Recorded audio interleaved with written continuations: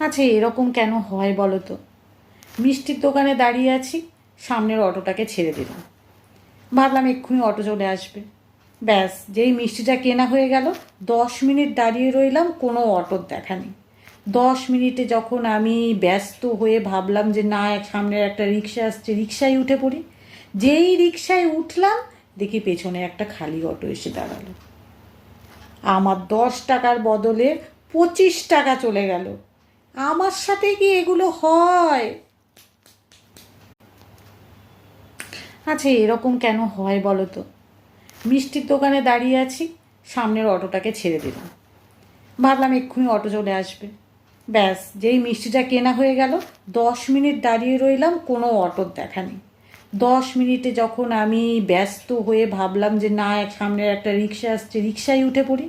যেই রিক্সায় উঠলাম,